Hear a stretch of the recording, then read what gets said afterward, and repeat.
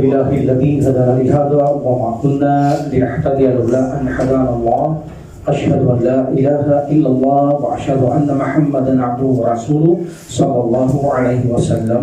السلام عليكم ورحمة الله تعالى وبركاته. Sebelum nakaraan pinagsanatin ang Allah subhanahu wa ta'ala ay pagkatapos niyang likhain ang langit at lupa sa loob ng 6 na araw ay bumaibabaw siya sa kanyang trono. So meaning, hindi siya umupo doon sa trono sapagkat hindi kailangan ng Allah subhanahu wa ta'ala ang kanyang trono. Meaning, sa lamang lilikha niya, wala siyang pangangailangan. Hindi ibig sabihin, gumawa siyang trono para upuhan niya ito. Hindi. Ito ay may purpose tulad ng halimbawa, ito ay magbibigay ng liwanag sa paraiso.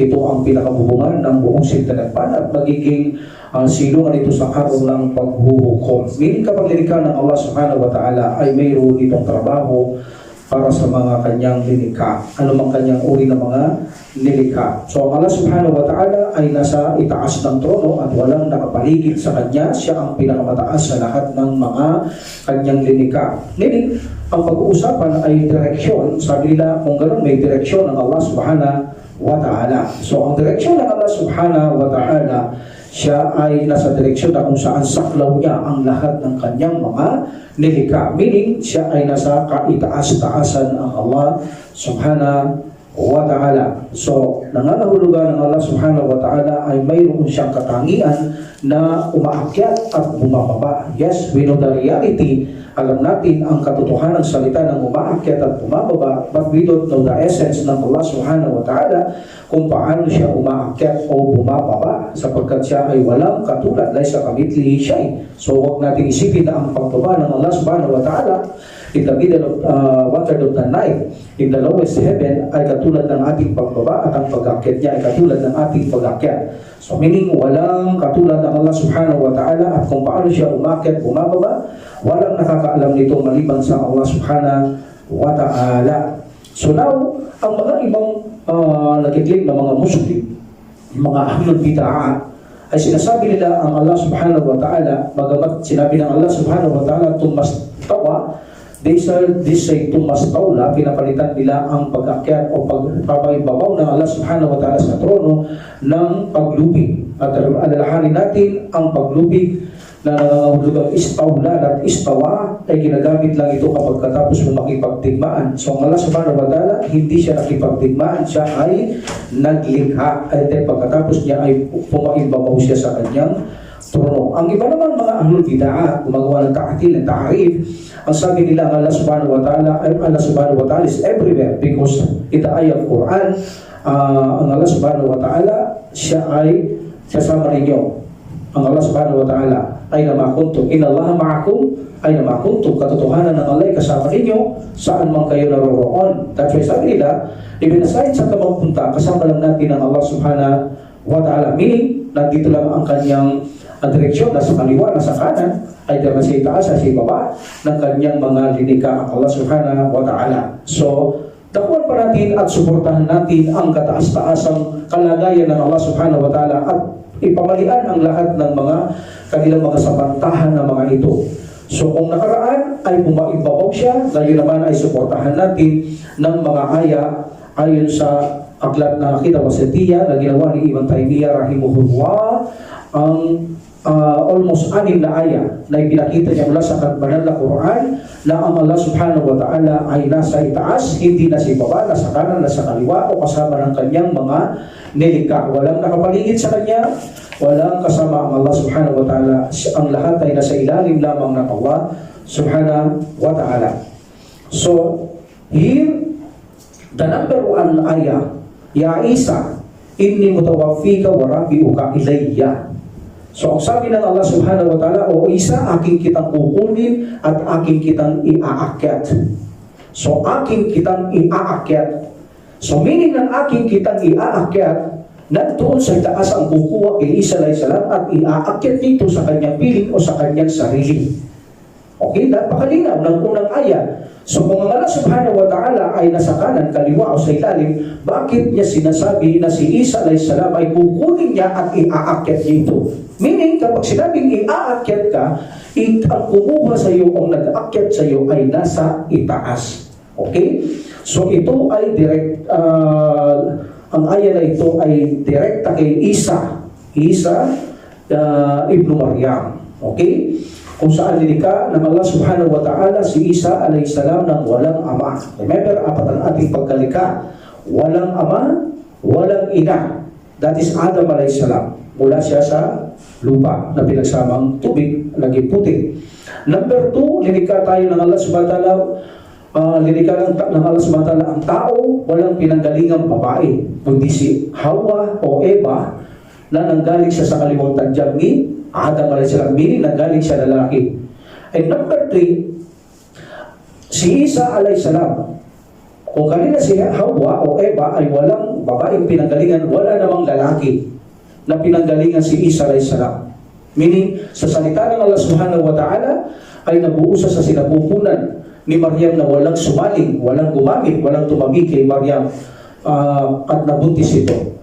At number 4 tayo, mayroong nanay at tatay. So Isa walang ama, Hawa walang pinanggalingang ina, at si Adam walang ina, walang ama na pinanggalingan. So that's why kung makikita nyo, Isa ibnu Maryam, Isa ibnu Maryam, Isa ibnu Maryam, Isa anak ni Maryam, walang tatay, walang lalaking nababanggit, palaging Isa ibnu Maryam. Okay? That is the name of Isa ibnu Maryam. In this situation, I will take you in mutawafika. Itong mutawafika na ito, mayroon itong tatlong interpretasyon, mayroon itong tatlong kategorya. Number 1 na ibig sabihin ng mutawafika, inni mutawafika, katotohanan aking kitang kukunin, meaning kukolektahin kita. Aking kitang titipunin, aking kitang kukolektahin o kukunin. That is a mutawafika. And the number 2 to mutawafika, yung kumukuha ng kamatayan. Aking kitang kukunin, meaning papatayin ka na ng Allah subhanahu wa ta'ala. But there are 2 situations na ang kamatayan. Pwedeng natutulog tayo, at ito ay minor death natin. At pwedeng yung major death, yung talagang tuluyan tayong mamatay. So in this situation, mayroong tatlong kahulugan ng mutawafika, either na kukolektahin o kukunin kita, or either na ikaw ay matutulog, itong pagtulog ay maliit na kamatayan, o either na hindi ka matutulog, meaning mamamatay ka na. So itong aya sa Quran na ang meaning ng pagtulog ay also mutawafika, wa huwa alladhi yatawaffakum bil-layli wa ya'lamu ma kharajtum bin-nahari thumma yab'athukum fihi liyuqda ajalun musamma. So sabi ng Allah subhanahu wa ta'ala, siya ang kumukuha ng inyong kaluluwa sa gabi kapag ikaw ay natutulog, at siya ang nakakahalam ng lahat ng iyong ginagawa sa umaga o maghapon, at muli ay binabangon niya kayo. Ang pagkuha ng kaluluwa sa gabi, meron na akong topic dito pero hindi pa naturo sa inyo. Ang tao kasi kapag ito ay natutulog, lalabas ang kaluluwa. Pero naka-attach pa siya sa tao. Nakadugtong pa. Pero nakakarating ito sa ang gusto ng Allah subhanahu wa ta'ala. That's why minsan ang kaluluwa natin, nakakabit natin yung mga patay. Yung kaluluwa ng mga patay, nagmimit tayo at nag-uusap tayo. Because sa pagtulog natin, lumalabas ang ating mga kaluluwa. Sabi nga ni Ali radiyallahu anhu, ito ay parang kandila. Na kapag sinigdan ng kandila, ang liwanag ay lalawak. Ganun ang kaluluwa, malaki ang kanyang naaabutan. Ngunit konektado pa yan. Hindi pa totally lumabas dahil pag humiwalay yan, mamamatay ka. So ang minor death natin sa pagtulog, lumalabas ang kaluluwa kung saan nakakarating gusto ng sumatala. Ngunit naka-attack siya sa'yo, nakadugtong pa siya sa'yo. That is a minor death. At yung mga kaluluwa ng mga patay, ang mga buhay, ay nagmimit ito sa pagintulot ng sumatala at nag-uusap yan. Kaya nga nag-iinip ka, nakausap ko si ganito because of your soul, lalabas yan. At nakakausap niya yung mga taong namatay na ng kaluluwa nila na nagbibit sa kaluluwa mo. So, alang nangyayari yan. Okay, that is a true dream. Sa pagintulot ng sumatala, mayroong true dream. Tatlong uri ang panaginip. Okay? So, in this situation, ito ang isang kahulugan ng kukunin kita. Pwedeng kukunin kita habang ikaw ay natutulog. Or either, ang Allah subhanahu wa ta'ala, pag sinabi niya mutawafika, kukunin na talaga ang iyong kaluluwa, meaning papatayin ka na ng Allah subhanahu wa ta'ala. Okay? So in this situation, may tatlo itong kahulugan. Ganun pa man, ang tatlong kahulugan na ito, dahil alam natin si Isa alayhis salam ay inakyat siyang buhay ng Allah subhanahu wa ta'ala. That's why hindi natin ita-translate na ang pag-akyat kukunin kita na papatayin kita. Because alam natin, hindi patay si Isa alayhis salam na inakyat ng sumatala, ito'y buhay at babalik pa. So ang translate dito kay sa Quran, inni mutawabika, meaning kukolektahin kita, iipunin kita, meaning sa aking feeling, habang ikaw ay natutulog. Iyon ang pag-akyat kay Isa alayhis salam. At pagkano nangyari yun? Noong ang mga Hudyo ay nagreklamo sa kanilang hari na si Isa alayhis salam ay nagtuturo ng pagkawatak-watak ng kamag-anak. Nagtuturo siya ng lihis, misguidance sa mga tao. At sinasabi nila na ayaw niyang sumunod sa patakaran ng hari. At pinagbintangan nila, siya ay anak mula sa pangangalo niya si Maryam. So that's why isang parusaan ng kamatayan at suggest ng mga tao na siya ibalubay o ipako sa krus at bigyan ng tinik, parusahan siya. In this time, kung nagpaplano sila, wamakar Allah. Nagpaplano din, the best planner ang Allah subhanahu wa ta'ala. So sa loob mismo ng tahanan, nandoon si Isa alayhis salam at kanyang mga hawariyun, mga kanyang kasamahan. Sabi niya, utos ng Allah subhanahu wa ta'ala, sabihin mo sa kanila, kung sino ang papayag sa kanila na ang iyong wangis ay ibibigay ko sa kanila at ipangangako ko sa kanyang paraiso. So sabi ni Isa alayhis salam sa mga hawariyun, sino sa inyo ang gusto na ang aking itsura ay ibigay ng Allah subhanahu wa ta'ala sa inyo? So walang kumikibo sa mga almost matatanda, yung binatilyo, ang siyang palaging sumasagot. Sabi niya, ako. Sabi niya, ako. Pangako ang paraiso, ako. Pero wala pang alam ang bata kung bakit ibibigay ni Allah subhanahu wa ta'ala ang mukha ni Isa alayhis salam kay dito sa mga taong ako, mag-aako na ibigay ang mukha ni Isa alayhis salam. So, until 3 times, walang kumikibo, sabi natin, huwag ikaw.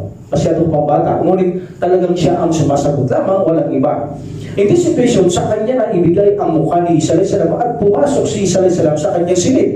At dito pinatulog siya ng Allah subhanahu wa ta'ala at binuksan ang bubungan at inakyat siyang tulog ng Allah subhanahu wa ta'ala. That's why inni matawabbika, kukunin kita o kukolektahin kita habang natutulog ka. At dito din kiluha itong bata. Ang bata hindi niya alam ang itsura niya. Nasa kanya na ang itsura ni Isa alayhis salam. That's why nung kunin siya, sabi lang, medyo madilim noon, gabi yun, hindi ako si Isa, sabi niya. Ikaw, sabi ng mga Hudyo, ay nakikita na nila siya si Isa, nakalagay na sa kanya yung kanyang itsura. So, kinuhang bata, ipinako siya at pinatay, binigyan pa ng tinik sa kanyang ulo. Hanggang yun ang paniniwala ng mga Ahlul Kitab na nakaugalyan nilang paniwalaan na napatay nila si Isa alayhis salam. Ngunit sabi na Allah, katotohanan si Jesus, ni napako, ay hindi niya napako, ni napatay, hindi niya napatay si Isa alayhis salam. Akin siyang inakyat mula sa aking piling. Ako ang nagakyat sa kanya habang siya ay natutulog si Isa alayhis salam. So, alhamdulillah, in this situation, ang pinakamahalaga ay ang ulo ng Allah subhanahu wa ta'ala, ang kanyang kataas-taasan. Bakit? Anong sinabi niya sa ayat? Sabi niya, aking kitang inaakyat sa aking piling. Meaning, inakyat niya ito hindi sa tabi ng Allah subhanahu wa ta'ala, mula sa sarili ng Allah subhanahu wa ta'ala, at inilagay niya si Isa alayhis salam. Hindi natin alam kung tutuusin kung saan niya inilagay si Isa alayhis salam. May nagsasabi, nandun siya sa second heaven. Si Isa alayhis salam, doon siya pasamantala sa second heaven na hindi tumatanda ang kanyang itsura dahil nakabit daw siya ng Prophet alayhis salam. Tama naman ng Isra wal Mi'raj. Okay? Kasama niya doon si Yahya nung nakamit niya ni Prophet alayhis salam in second heaven. Sabi naman ng iba, no, sabi nila in the fourth heaven. So, ganun pa man, wala tayong exactly alam kung nasaan si Isa alayhis salam, kung saan nililagay ng Allah subhanahu wa ta'ala. But bilang Muslim ay naniniwala tayong buhay pa si Isa alayhis salam at babalik pa siya at magpapamilya pa siya at papatayin siya ng Allah subhanahu wa ta'ala upang sa doon magkaroon ng hukom. Hindi maaaring hindi mamatay si Isa alayhis salam dahil ang hukom ay hindi magaganap. Kailangan mamatay ang lahat ng lirikan ng Allah subhanahu wa ta'ala. So kung ganun nila, kung ang Allah subhanahu wa ta'ala ay nagtaas, nag-angat kay Isa alayhis salam, ibig sabihin nasa taas ang Allah subhanahu wa ta'ala anila. So, gayon pa man, paano naman itong ayat na ito? Sabi nila. So, ito ang pangontra ng mga taong gumagawa ng ahlul bid'ah. Sabi nila, wajihan fi dunya wal akhirati wa minal mukarramin. At aking kitang itataas. Meaning, pararangalan ang tawag dito, wajiha. Pararangalan, atakin kita pararangalan sa mundo at sa kabilang buhay, at ikaw ay magiging isang malapit mula sa Allah subhanahu wa ta'ala. So sabi nila, ito'y itataas din. So dito hindi naman inangat, kundi itinaas lang ng karangalan. So ibig sabihin nila, there are possibilities, isa na isa hindi inangat. Wala doon sa taas si Allah subhanahu wa ta'ala, kundi pinarangalan lang dito sa kalupaan din. Tulad ng sinabi dito sa aya. So ano ang reply natin dito? Ito ay hindi tama na paliwanag. Sapagkat, ang sabi ng Allah subhanahu wa ta'ala, inni mutawaffika ila. Kapag gumamit ng ila ang Allah subhanahu wa ta'ala, this is a preposition, ito ay iaakit niya mula sa kanyang sarili, hindi ito parangal. Kukunin siya ng Allah subhanahu wa ta'ala. So that is the totoong kahulugan nito. Meaning, body and soul niyang iaangat si Isa alayhis salam, hindi status, hindi karangalan. So ang ayang ito ay iaangat niya lamang ang antas at karangalan mo, hindi iaakit ang iyong pagkatao. That's why hindi po pwedeng ikumpara ang dalawang aya. So alam natin, ang ulo ng Allah subhanahu wa ta'ala ay nahahati sa dalawa. Ang ulo in meaning at ulo sa kanyang sarili. Ulo means kataas-taasan ng Allah subhanahu wa ta'ala. In ulo of meaning, alam natin, even na ahlul bid'ah ay naniniwala sila na ang ulo ay kataas-taasan. Kataas-taasan. Pero pagdating sa sarili, ayaw nilang maniwala ng Allah subhanahu wa ta'ala ay nasa kaitaas-taasan. Ayaw nilang tanggapin ang Allah subhanahu wa ta'ala nasa taas. Kasi sabi nila, ang Allah subhanahu wa ta'ala is everywhere. Kahit saan ay naroon. Innallaha ma'akum wa huwa innallaha ma'akum. Ang Allah subhanahu wa ta'ala ay kasama ninyo ay namakuntum. Saan man kayo naroon. Sabi nila, yan ang napakalinaw na ayaw. Sabi nila, saan man tayo naroon, kasama lang natin ang Allah subhanahu wa ta'ala. So inshallah, after Ramadan, ito ang tatapikin ko kung paano'y paliliwanag na ang sinabi ng Allah subhanahu wa ta'ala, katotohanan, ako'y kasama ninyo. Saan man kayo naroroon, may kasama niyo ako. So ipaliliwanag natin ito kung ano ang ibig sabihin nito, inshallah, after Ramadan. Okay? So now, paano natin ipaliliwanag ito? Ang ulo physical ng Allah subhanahu wa ta'ala, meaning no problem eh. Kahit naman naglulbita, naniniwala sa the meaning of Allah is the highness. Okay. But pagdating sa physical, hindi sila naniniwala. Now, paano natin malipaliwanag na ang Allah subhanahu wa ta'ala ay nasa sitwasyong nasa itaas ang Allah subhanahu wa ta'ala? Number one, ang ating ebidensya is from Sunnah. From Sunnah. Ang iba kasi hindi naniniwala, no? Ang Allah subhanahu wa ta'ala sa kanyang sarili na sa itaas. So namin paliliwanag natin ang Allah subhanahu wa ta'ala sa itaas. Number one, Sunnah. Okay? Gamitin natin ang Sunnah, ang aklat. Okay? Tapos ang ijma ng mga sahaba. Ang ating mga intellect, meaning matinong pag-iisip. Ang pitra, likas na pagkalika. Okay? Isa-isahin natin ang mga ito na magpapatunay na ang Allah subhanahu wa ta'ala sa kanyang sarili ay nasa kataas-taasan. Una, ang ating dalil mula sa aklat na ng Allah subhanahu wa ta'ala, ang banal na Quran na nagbabanggit, na nagsasabi na ang Allah subhanahu wa ta'ala ay nasa itaas. Nasa itaas. Sometimes sinasabi niya na siya ay nasa itaas, siya ang kataas-taasan. Sometimes sinasabi niya tumataas sa kanya ang mga bagay. Sometimes sinasabi niya bumababa mula sa kanya ang mga bagay. Sometimes sasabihin niya siya taas ng langit. Ang Allah subhanahu wa ta'ala. Okay. And example in Quran, Allah subhanahu wa ta'ala, wa huwa al-aliyyul azim. Wa huwa al-aliyyul azim meaning siya ang kataas-taasan, ang pinakamataas. Ang pinakatakila. Napakalinaw. Sabi niya, siya ang pinakataas-taasan. Meaning siya ang pinakamataas sa lahat ng likha, ang higit na dakila. Also sa bihis marabbikal a'la. A'la means the most high. Sabi ng Allah subhanahu wa ta'ala, luwalhatihin niyo ang pangalan ng iyong Panginoon, ang kataas-taasan, ang pinakamataas, ang kataas-taasan ang Allah subhanahu wa ta'ala.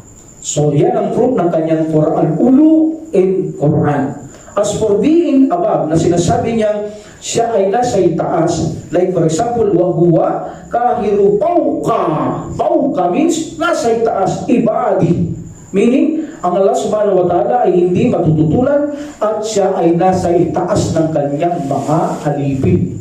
So meaning malinaw Ang sabi ng Allah subhanahu wa ta'ala, siya ay nasa itaas ng kanyang mga linika o ng kanyang mga alipin.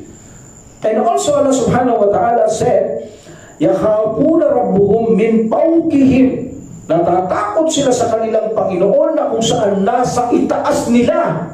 Meaning hindi kasama natin ng Allah subhanahu wa ta'ala. Dahil sabi niya, natatakot sila sa kanilang Panginoon nasa itaas nila. Meaning ang Allah subhanahu wa ta'ala. Mga bagay na bumababa sa Kanya.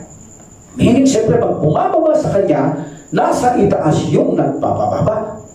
So alat in aya, yudabbirul amra minas sama'i ilal ard. Meaning siya ang nag-aayos o siya ang namamahala sa mga pangyayari mula sa kalangitan tungo sa kalupaan. Meaning mula sa langit bababa sa lupa ang kanyang mga kautusan. Siya ang nagpapababa. Kapag sinabi kong pinabababa o nagpapababa, like for example, ang Allah subhanahu wa ta'ala siya nagpapababa, meaning nandoon siya sa itaas at pinabababa niya ang mga pangyayari. Okay? Alhamdulillah. Meaning, ang halimbawa, ang mga anghel, uutusan niya na ito ay dapat mangyari sa kalupaan, gawin niyo ito, sumababa ang mga malaika. Ang mga malaika bumababa sa atin, para sila magbantay sa atin. And after Asar or Fajr, nagpapalit sila. And sometimes, ang mga talaan natin, inaakyat nila Lunes at Huwebes para itala sa itala itong mga nagawa natin. So sometimes, ang mga kaluluwa natin, pag namatay tayo, inaakyat nila sa Allah subhanahu wa ta'ala. So ito ang mga pag-akyat sa Allah subhanahu wa ta'ala at pagbabasa Allah subhanahu wa ta'ala. Like for example, ilayhi yas'adu. From sa'ada yas'adu, pag-akyat. Ilayhi yas'adul kalimu tayyibu. At sa kanya umaakyat ang lahat ng mabubuting salita. Sa meaning lahat ng mabuting ginagawa natin, inaakyat kay Allah subhanahu wa ta'ala. In this situation, malinaw na ang Allah subhanahu wa ta'ala nandoon siya sa kaitaas-taasan ng lahat ng kanyang mga nilikha. Ya'rujul malaikatu warruhu ilayhi. At ang mga anghel at ang ruh, meaning yan, yung Jibril alayhi salam, ay umaakyat sa kanya. So meaning, alam natin, ang trono ni Jibril alayhi salam nandun sa Sidratul Muntaha in the seventh heaven.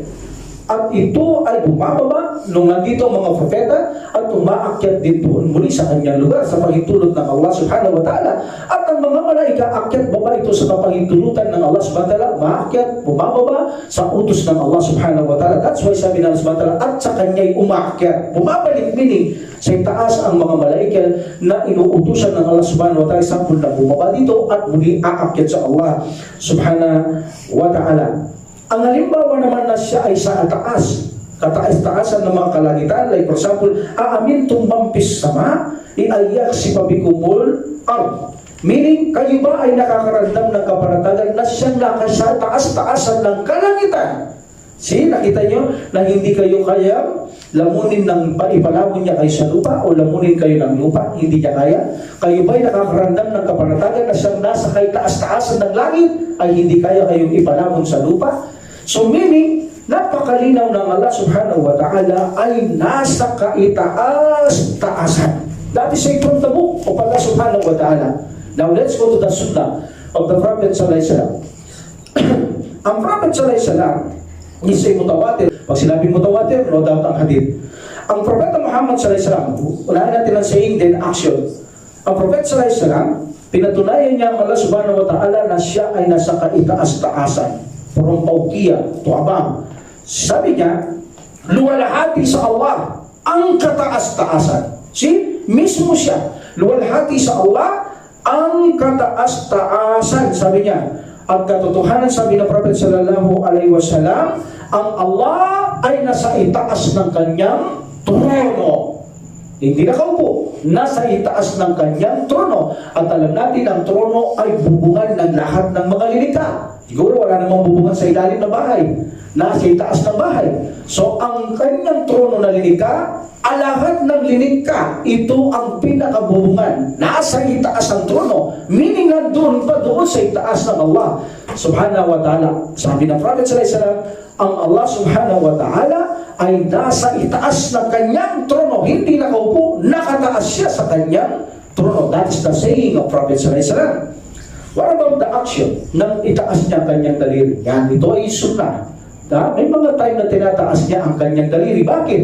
Pinatutunayan niyang nasa itaas ang Allah subhanahu wa ta'ala. Kaya itinataas na ito, na itinuturo niya sa atin o sa kanyang companions na sa panahon niya, nandoon sa taas si Allah subhanahu wa ta'ala. That is the reason kung bakit natin itinataas ito. Sinyalis na ang Allah subhanahu wa ta'ala nandoon siya sa itaas. That's why hindi ito ipinagduduro sa mga Muslim, kundi ginagamit ito upang ipagturo kay Allah subhanahu wa ta'ala. Like for example, ang kanyang pagtaas ng kanyang daliri doon sa itaas ng kalangitan. Alam natin ang pinakamalaking gathering ng Prophet sallallahu alaihi wasallam, ang kanyang farewell Hajj, ang pagpapaalam niya, ang huling Hajj ni Prophet sallallahu alaihi wasallam. Almost 100,000 ang tao na kanyang pinagsasabihan, uling sermon ng Prophet sallallahu alaihi wasallam bago siya mamatay doon sa Makkah. Okay, and then ang sabi ng Prophet sallallahu alaihi wasallam sa bandang huli, naiparating ko ba sa inyo ang mensahe ng Allah?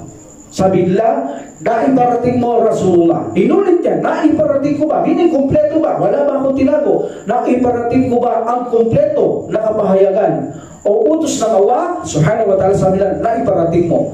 Ano sabi ng Prophet Muhammad sallallahu alaihi wasallam?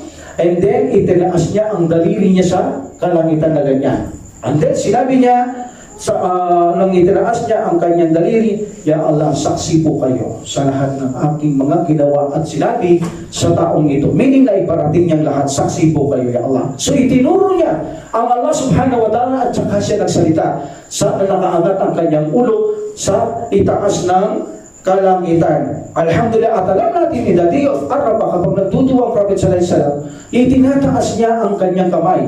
Ang duwa yung hindi nakayuko, walang nagtutuwang nakayuko. Ba't yung yuko ka, tutuwa ka sa lupa, nakaganyan, pwede ba yun? Hindi, nakaganyan, hindi. Every time na magtuwa Prophet sallallahu alaihi wasallam, nakataas, dalawang duwa. Either na nakaangat ang kanyang kilikili, kitang-kita, ito'y nag-signify na matiin ang kanyang paghiling. Kapag hindi niya yung Prophet sallallahu alaihi wasallam, kita-kita mong kaputihan ng kanyang kilikili, meaning ang kanyang hihilingin ay talagang napakatindi. Tulad ng humingi siya ng ulan, nung nagkukot pa siya, nakataas na ganyan. In another case, nakadikit naman na ganyan. Nakadikit siya at itinataas niya ganyan sa kalangitan at nakatingin siya doon. That's why kapag nagtutong Prophet sallallahu, nakataas siyang ganyan, meaning umihingi siya sa Allah subhanahu wa ta'ala. That is the action of Prophet sallallahu na nagpapakita na ang Allah subhanahu wa ta'ala ay nasa kaitaas-taasan ng Allah subhanahu wa ta'ala. At ganun din naman, kung titingnan natin mula sa hadith ni Muawiyah bin al-Hakam radiyallahu an, isang alipin, okay? Ang gusto niyang palayain yung palayain ng babaeng ito. Alipin niya ito. And then tinanong muna siya ng Prophet sallallahu alaihi wasallam. Actually, this is walang pinag-aralan ng babaeng ito. But sabi ko sa inyo, may gintra tayo na pagkalika sa ganyan. Unahin natin dito, sabi niya, ang sinabi ng Prophet sallallahu alaihi wasallam sa babaeng ito, sabi niya, nasaan ang Allah? Sabi niya, sa taas ng langit.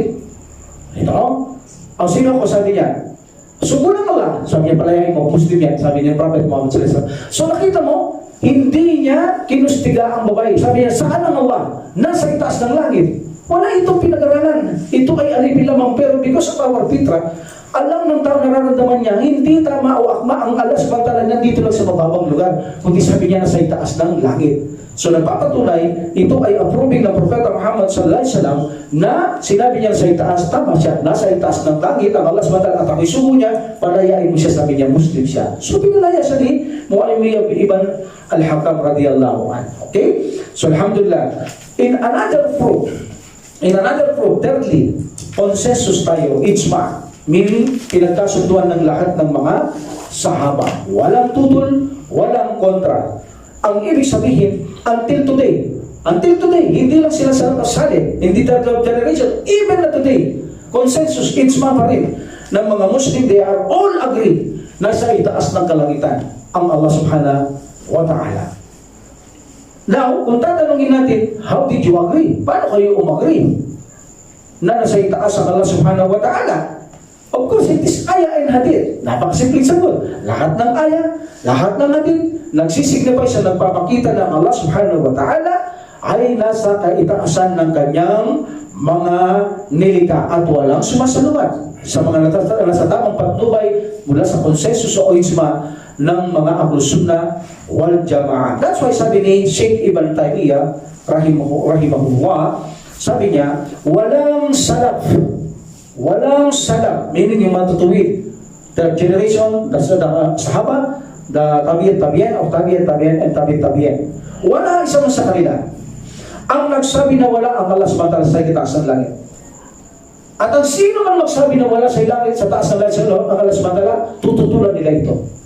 Ngunit ang sino man magsabi kahit hindi mo alam, tulad ng babae kanina, wala pinag-aralan, sabi niya sa itaas ng langit, agree sila. Walang kontra dito, even na ang Prophet Muhammad sallallahu alaihi wasallam.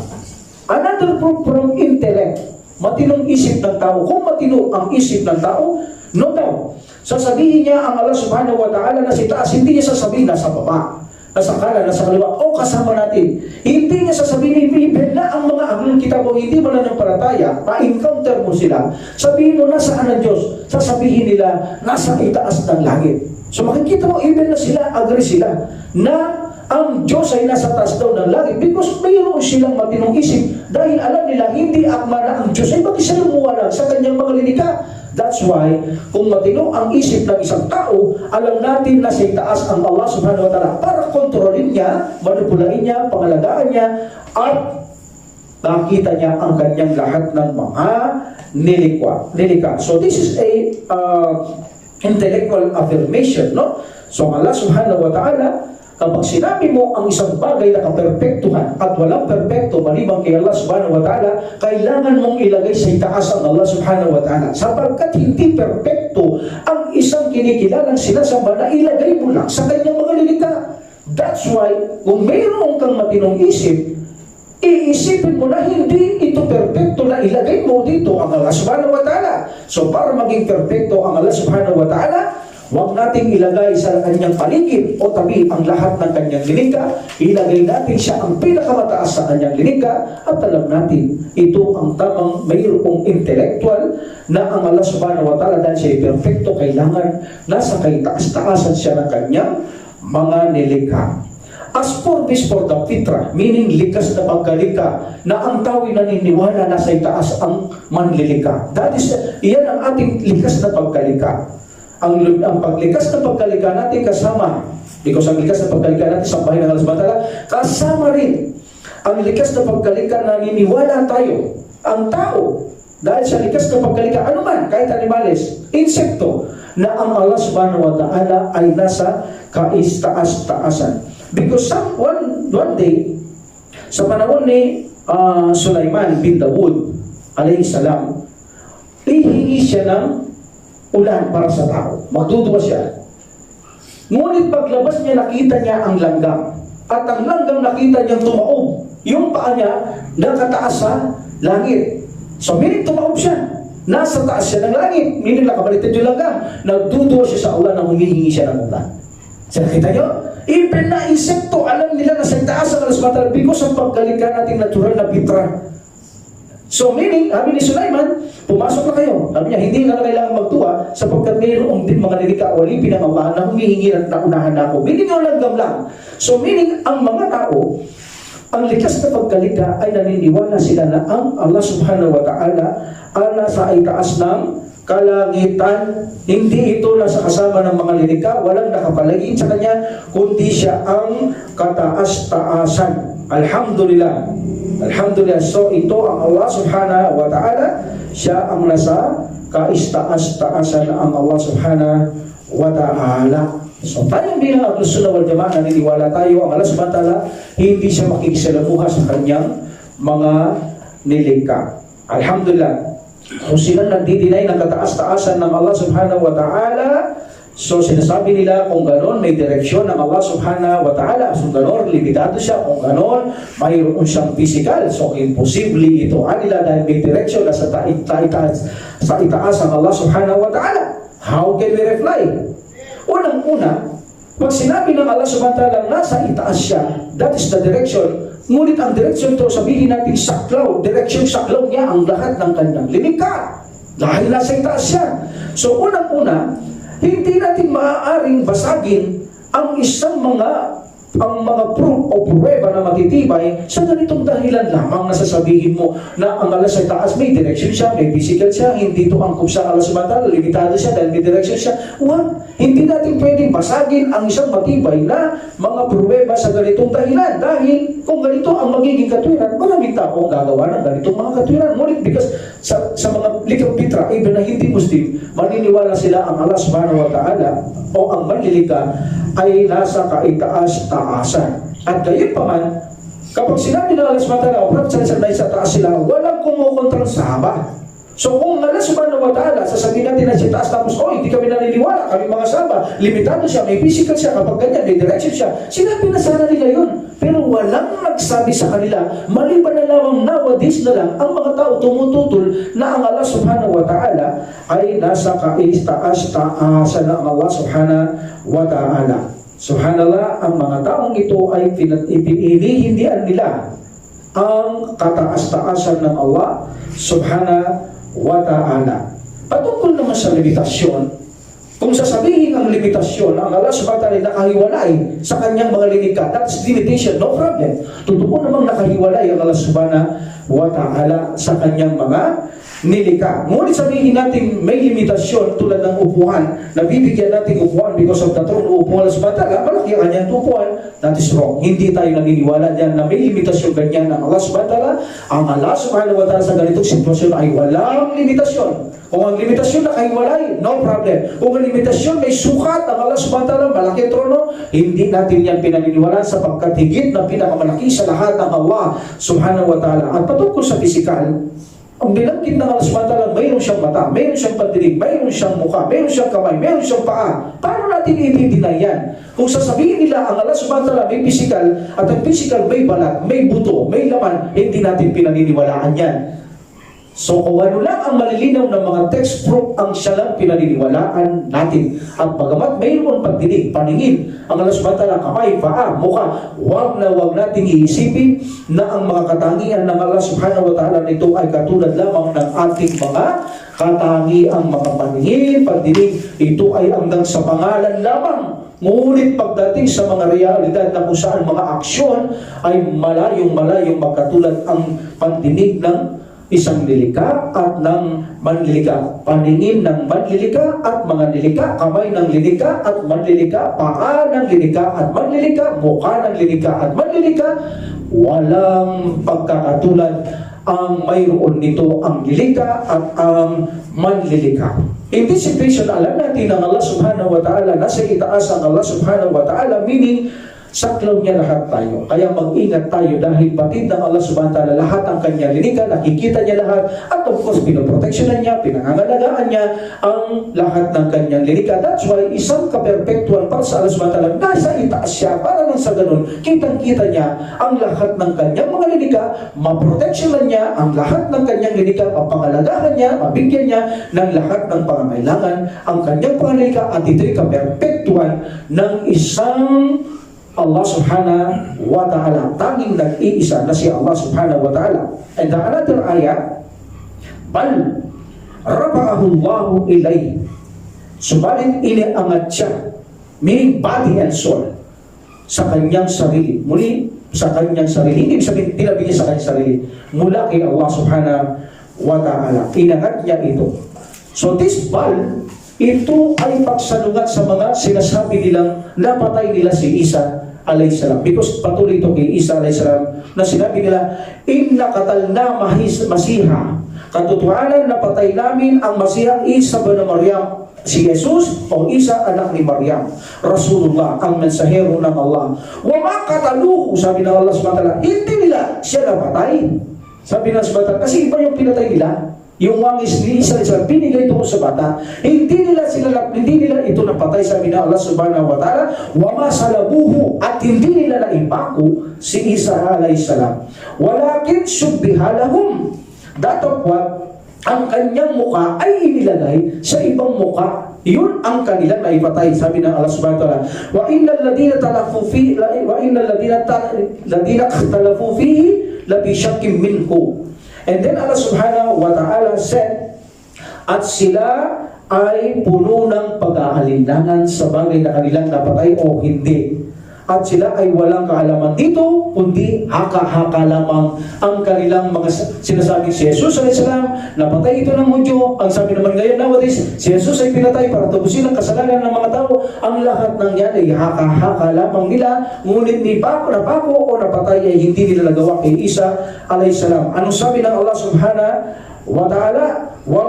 Ma lahum bihi min ilmin illa batighatan. Yung sabi ko kanina, sila ay puno ng pag-aalinlangan dito. Wa ma qataluhu yakina. Tiyak, sabi ng Allah subhanahu wa ta'ala, for certainty, hindi nila napatay si Isa alayhis salam. Then, bal. So itong bal, niniligid niya kanilang sinabing napatay nila. Bal, meaning hindi niya siya napatay. That is bal. So, and then Allah subhanahu wa ta'ala, rafa'ahullahu ilay. Iniakyat siya. Iniangat siya, iniakyat siya ng Allah subhanahu wa ta'ala mula sa kanyang sarili.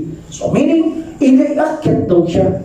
So kapag sinabing iniakyat siya ng Allah subhanahu wa ta'ala mula doon sa kanyang piling, sa kanyang sarili, nandoon ng Allah subhanahu wa ta'ala sa kaitaas-taasan. Okay? Meaning, iniakyat niya ito sa kanyang piling, sa kanyang sarili. Nandoon siya sa taas, inakyat siya ng Allah subhanahu wa ta'ala kay Allah subhanahu wa ta'ala sa kanyang sarili at inilagay niya si Isa alayhis salam kung saan niya gustong ilagay.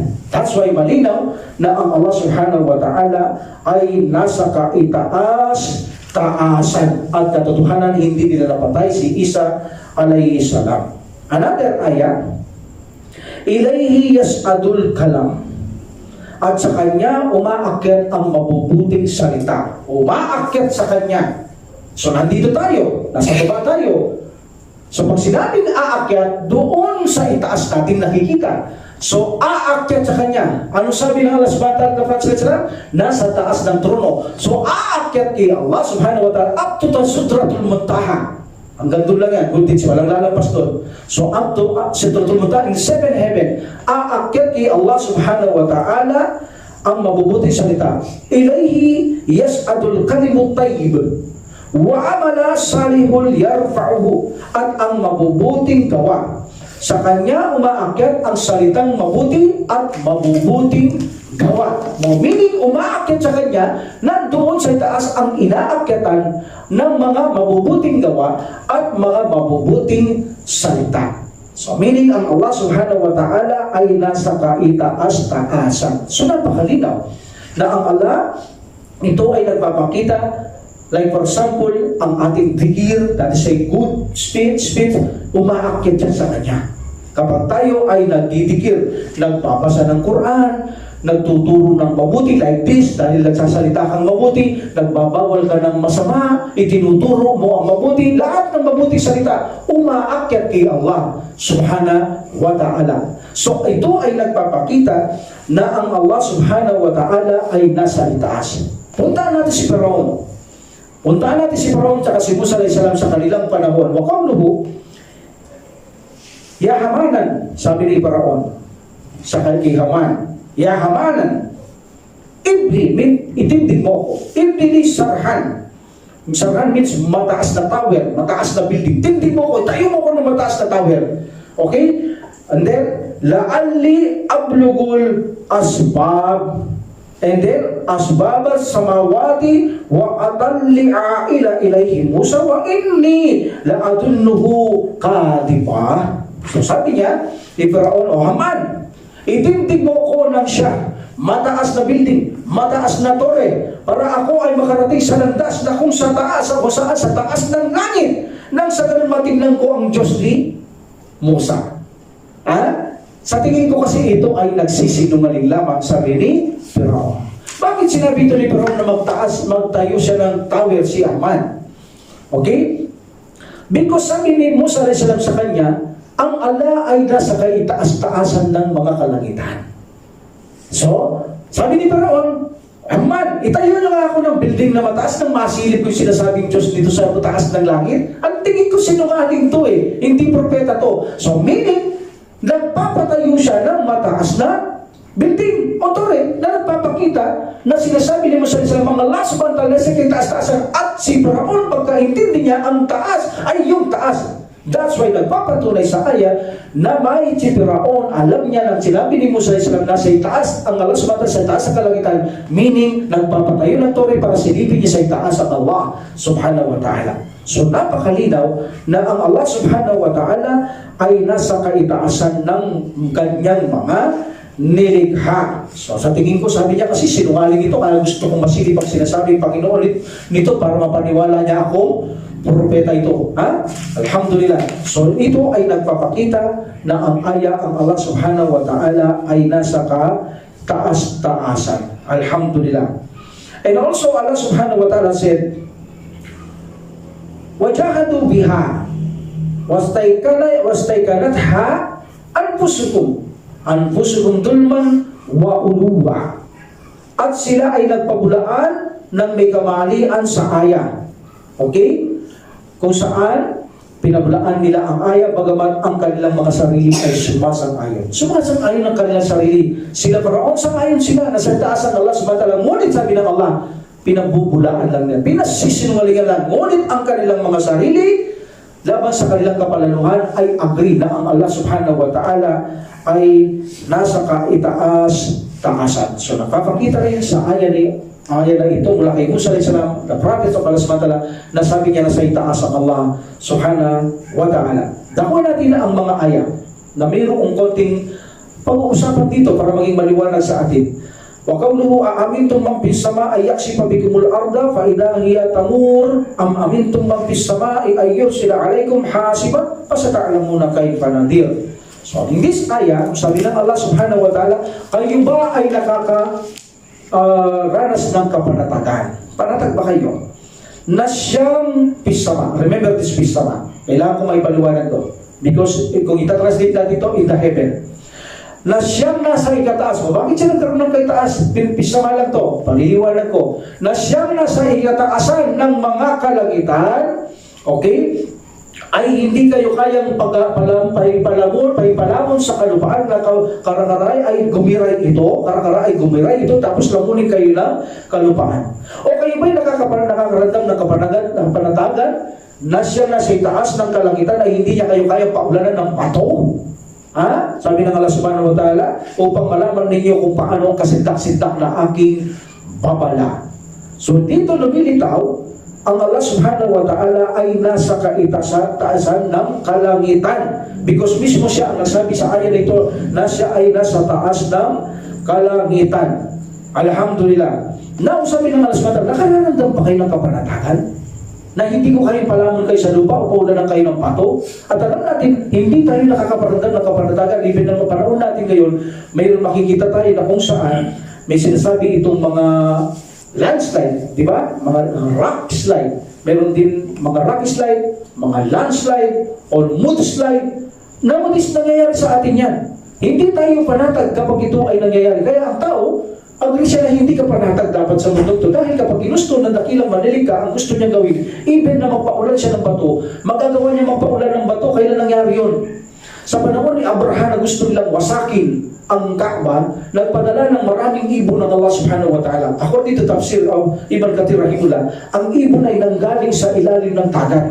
At ang mga dala-dala nila sa paa ay nanggaling ito sa laba ng mga bulkan doon. Meaning, may bato silang hawak sa kanilang mga tuka at mga dalawang paa. So, tatlo. So, lumipat ito papunta ng Kaaba, dala-dala nila ang nagbabagang apoy at ang mga libong-libong kasama ni Abraham para sila ng Kaaba, pinaulanan sila ng bato roon. At walang hindi napatay. Bawat tamaan ng bato ay nasusunog na haag na sa tao. Even na si Abraham, kahit na nakalayo siya sa Kaaba o sa Makkah, nadatnang pa rin siya ng kamatayan dahil tinamaan pa rin siya.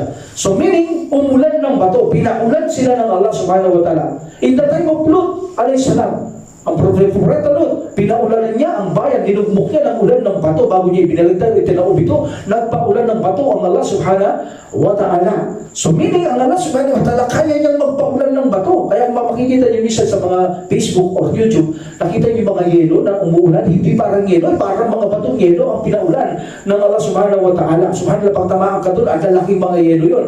Tiyak na masasaktan ka o maaaring ikamatay mo yun kapag na-check ka sa maserang bahagi kung saan katamahan ng Allah subhanahu wa ta'ala. So meaning ang Allah subhanahu wa ta'ala, kaya niyang magpadala ng mga umuulan na bato o matinding hangin o kaya naman ipalamon tayo sa lupa. Meaning basagin niya ang lupang ito at ipalamon tayo sa lupa.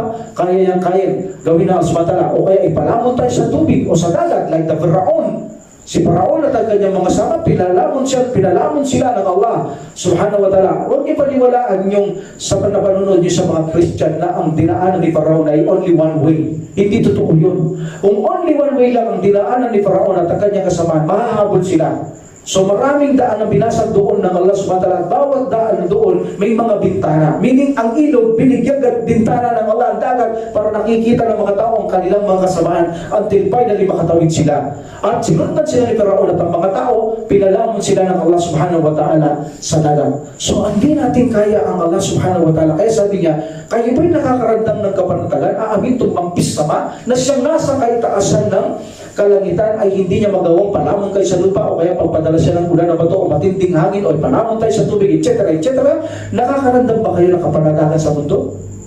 So bilang Muslim, hindi tayo kapanatag dito mula sa parusa ng semata. So palagi tayo nagsusumamo kay Allah subhanahu wa ta'ala. However, there's a problem in this ayah. Anong problema? Ang problem natin dito ay yung fee. Aamin to manpis sama. Kung titignan natin, fis sama is in the heaven lamang. But paano kung i-translate o mga nag-translate na above the heaven? Because if we said, Al-ma'u fil kubi, the water is in the mouth. So meaning, ang tubig ay napapalibutan siya ng baso. So ganun ang translate nito ngayon. Ang amin tumampis sama. Kaya ba'y nakakaroon ng kapanatagan na siyang nasa kalangitan? Meaning, napapalibutan siya ng langit. So ito ay maling translation. Kapag ganun yung i-translate ito, that's why sabi ko mahalaga ang grammar. Kapag tinranslate mo pisama bit by bit, yes, ang Allah subhanahu wa ta'ala nakapaligid sa kanya ang mga kalangitan, meaning lilitaw ang Allah subhanahu wa ta'ala kahit saan ay naroon. Tama ang sapantahan ng mga iba. But this is a wrong translate. Ano ang tamang translate dito? Because remember, this is a two reason. Mayroon itong two reason. The response is two reason. Dalawang fact. Meron ito, dalawang landas. Okay. Una, gusto ko malaman ninyo ang dalawang dahilan na kahulugan dito ng sama. O you know the sama is the heaven. But the translate of sama is also highness. Remember, ang kahulugan ng sama is kalangitan or kataas-taasan.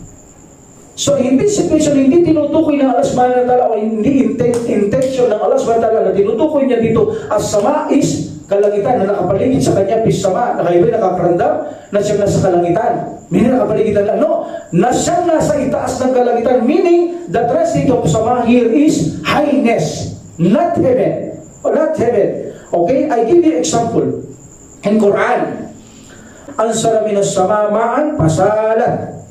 And then, audiyatun bikadariha.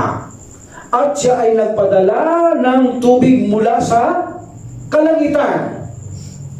From the heaven minas sama Okay? Ang linaw ansara minas sama. At siya ay nagpadala mula sa kalangitan ng maan, ng tubig. So in this situation, umuulan ba yung langit? Siya ang nagpadala mula sa langit. So what is the translate here of ng sama? The translate of sama here, hindi ito langit. Hindi ansara minas sama, ansara minal highness, from the highness. Ipinadala namin o ibinaba namin ang tubig mula sa itaas, hindi yung kalangitan. Because we know the clouds is between the heaven and the earth. So meaning, ang ipinadala ko o ibinaba ang tubig mula sa kaitaas-taasan. Mula sa itaas. Hindi mula sa heaven.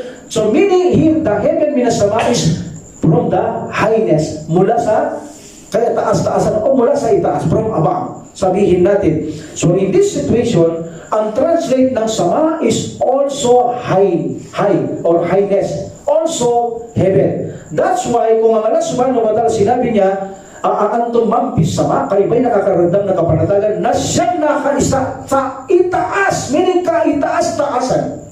That's the translate of sama. Hindi siyang nasa kalangitan. Meaning lilitaw na mali ang akida natin. Lilitaw tama ang akida ng iba na ang Allah subhanahu wa ta'ala nakapaligid sa kanyang dinika.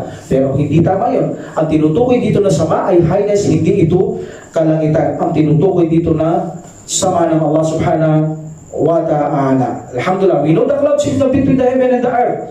Okay? Wasahabi musakkari bayna sama wal ard. At ang ulap ay nasa pagitan ng langit at lupa. So malinaw. Saan nanggagaling ang ulan? Sa ulan. Pero bakit ang sinabi ng Allah? Ansala minas sama maan. At nagbaba kami, nagpamalispis kami ng ulan mula sa sama. Meaning langit? No. The translate is sa taas ng sama. So meaning, ang translate ng samaun sometimes is high, sometimes is heaven o kalangitan. Now, also in grammar, the fi ay pwedeng i-translate ito into form of ala. Ala means above. Even sabihin, bisama like alas sama, above the heaven. Okay? Above the heaven. So, pwede rin i-translate ito ng ganyan pagdating sa grammar. At ito'y ginagamit ng mga Arabo. At yung kanina sinabi ko, even na in Quran, pinakita ko, ginamit din ng Allah subhanahu wa ta'ala, ang sama ay kataas-taasan o kay itaas. Ganon din ang maaaring gamitin ng fi into form of ala. Meaning, nakasa ka nakalagay ang fi, but into form of ala, above. Like for example, in this situation, si Firaun ay nagsabi sa mga magician. Okay, sabi niya, wala usallibannakum fil judu'in nakhli. At walang pagsala na aking ibabalubay kayo sa puno ng pulmera. Sa puno ng pulmera, meaning the trunks of date palms. And therefore, in this meaning, fi judu'in. Okay, fi judu'in. In the trunk of the date palm. Nasaan ang trunk? Ng puno. Nasa itaas. So, ang tinutukoy dito na fi is ala, meaning above the trunks.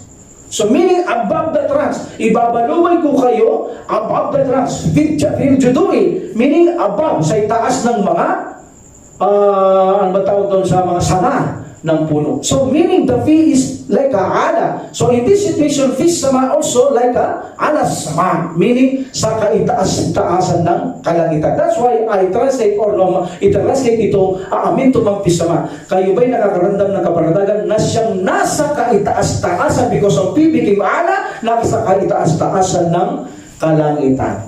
So lumilitaw na ang Allah subhanahu wa ta'ala, mga brother, ay nasa mataas na posisyon ng kanyang mga linika, ang Allah subhanahu wa ta'ala. Hindi ito nasa direksyong kaliwa, kanan, nasa baba, nakasama natin kahit saan, tulad ng paniniwala ng mga ibang Muslim na nagkiklaim, ang kanilang akida, ang Allah subhanahu wa ta'ala is everywhere because inni maakum ay namakuntong katotohanan na may kasama ninyo saan man kayo naroroon. That's why hindi sila naniniwalang nasa itaas ang Allah subhanahu wa ta'ala, kundi nandito lang ang Allah subhanahu wa ta'ala. Kasama lang natin siya because of the ayah. So inshallah, after Ramadan, ipagpapatuloy natin ito at dito tayo tatakbo sa kauna-unang pagbukas natin after Ramadan inshallah, kung saan sinasabi nila na ang Allah subhanahu wa ta'ala kahit saan ay naroon, patutunayan natin na mali ang paniniwalang ito at paano natin ipaniniwalang ito inshallah. So we will stop here and then sa susunod na Ramadan tayo, start na tayo dito inshallah, no? Wa akhiru da'wana alhamdulillahi rabbil alamin wa salatu wa salam ala rasulillah subhanaka allahumma wa bihamdika asyhadu an la ilaha illa anta astaghfiruka wa atubu ilaik. Assalamu alaikum warahmatullahi taala wabarakatuh. Jazakumullahu khairan. Waalaikumsalam.